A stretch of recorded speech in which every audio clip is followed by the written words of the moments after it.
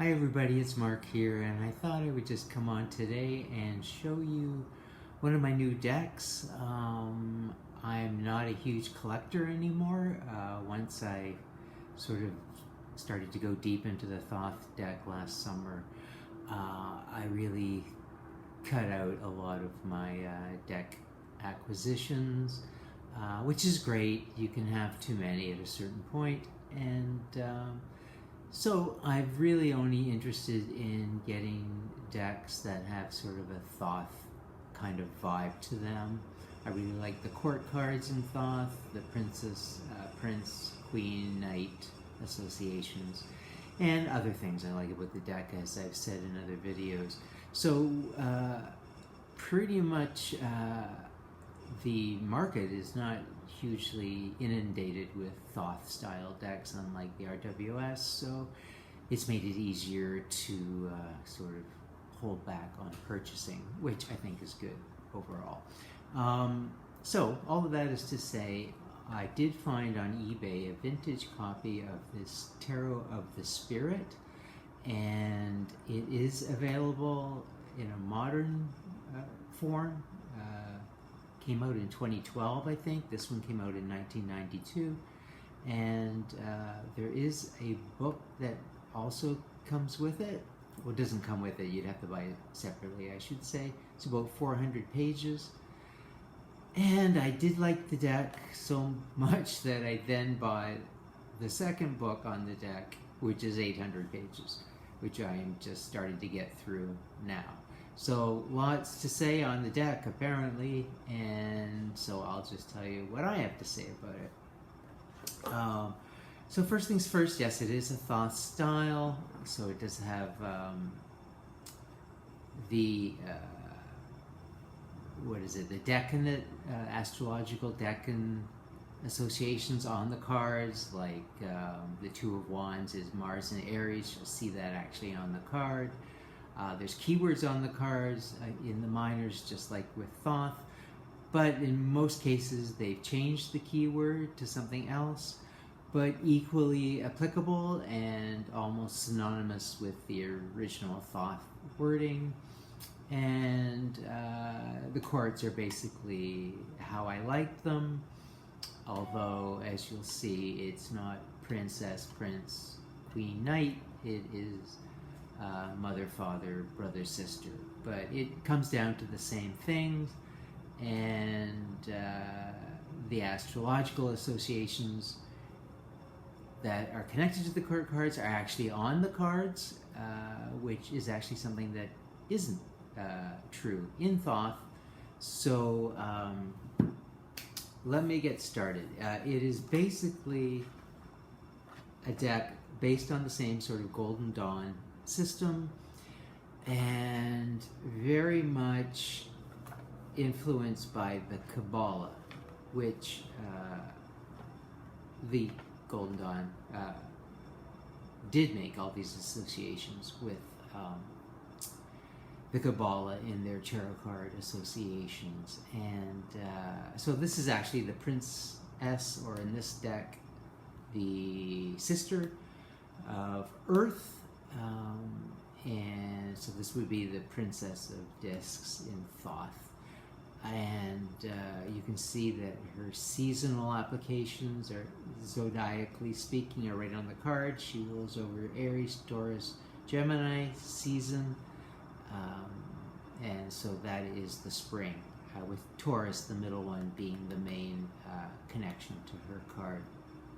That is the same as the Princess of Discs in Thoth. But anyway, I'm sort of all over the place, but the Kabbalah particularly is very important with this deck, and the person who created and wrote about the deck, her mother actually is the artist, so it was a collaboration, one as writer, one as artist, and the daughter states that her mother literally had a transparent, or Kabbalah, drawn up with all the Sephiroth and all the numbers 1 through 10 and the connections, pathways, and painted around that Kabbalah, so that certain things in the image would hit certain points on the Kabbalah. So very intricate. You can't tell when you look at the cards necessarily that that's how it was done, so it doesn't look like something that's just sort of been stuck, you know, on the canvas. She uses watercolors. Not surprising, because the artist is, I believe, a Cancer, and the mother, the creator, is a Pisces, so both water signs. So I'm just going to show you a few of the cards. They're more abstract than the Thoth. Well, I don't know. Thoth are pretty abstract too in their own way, but this is even a little step further. The minors in both are kind of abstract. So here would be like the Five of Wands in the Thoth, and the keyword is strife, and it says Saturn and Leo on the card. So in this deck, it is the Five of Fire, and I should say that's another difference. She doesn't use the suit names of Thoth, she uses the actual elements, which I like, because it's like, let's just get right to the point. It is about the elements. So this is like the Five of Wands, Five of Fire, and here she calls it the struggle. So that is not far off from strife, and you know, you get the same sort of energy from the cards. This seems to be blocking the energy in the back, very Saturn and Leo, and there seems to be this dark thing that's pushing this energy around, or keeping it in check behind it. So the same kind of vibe. It's certainly very chaotic image, but I just kind of tend to look at the general shapes, the colors, and the keyword, and of course the fact that she does have the astrology on it. Hard to see on this card, but it is on there. That's Saturn in Leo there, just on either side. Very hard to see. There's Leo and there's Saturn. So just to show you a few more cards, we have in the Wand suit, to continue with Wands, we have Victory for the Thoth, and in this deck we have Glory. So again, makes a lot of sense, very similar. I think this is a hint to the top of the Tree of Life, where the Godhead, so to speak, lives, but I won't get into all that. Going into the cups, we have Three of Cups, Abundance, and I really like what they've done with this card, and it is Stream of Love. I mean, it's a beautiful card to look at, and a beautiful phrase to go along with it. In the Thoth, we have the Ten of Cups, which is satiety, and that is echoed in this one as Fountain of Love, which is a beautiful image. So here we have all this flowing light or water or whatnot, and it does have a very fountain vibe. Here we're kind of looking down on the fountain and watching the water sort of spray up at us. Moving to the swords, or air suit. Now here she does make a difference. She calls it wind instead of air, but the same idea. So we go from science to clarity, which is obviously the objective of science. And the Seven of Swords is futility. There's all these sort of other opinions coming at you while you're trying to stick to the truth. And she just says many tongues in this serpentine image. And I'm really loving the colors of this deck. The palette is really, really beautiful. Now, if you know anything about the Tree of Life, there's a different color associated for each Sephiroth. And the bottom one, in Malkuth, which is where we live, its manifestation is earth, you know, it's all those things. Spirit in matter. It actually has 4 colors. Most only have 1. And in Malkuth, it's citrine, russet, olive, and black. And as you look at these cards, you'll notice that those are the actual colors she's using. So she's trying to make this deck sort of, I am assuming, a manifestation of spirit. So you can see the olive colors, you can see the russet and the citrine and the black. It's all represented in most of the cards. So going into the discs, we have here the Four of Discs and Power. And every once in a while, she does stick with the keyword from Thoth. Not that often. We see those colors again that I just mentioned of Malkuth. I really like this door and this keyhole and also this peephole. So there are a few things you can sort of do with this card beyond what maybe is represented in this above view of a fortress. But in any case, we have the same keyword and the same basic idea of sort of, you know, this could be the fortress behind the door here. So in this card, Worry, we have now the nadir, the absolute bottom. And that gets the point across very well. You can see those Malkuth colors again. I won't keep saying that. This one has a little hint to the RWS because this fifth pentacle reminds me of the church, the stained glass window, that type of thing. But in any case, very beautiful cards with a real, I understand why it's called Tarot of the Spirit, because there is a very spiritual kind of vibe to these cards, which makes them very, very pleasant to work with. So then I'll just show you a few court cards, and that will be the end of it. Courts are my favorite things in any deck. If you have a bad court card or a set of court cards, I'm probably not going to buy the deck. And Thoth has some of my absolute favorites. So here we have the Princess of Cups in all her glory and beauty.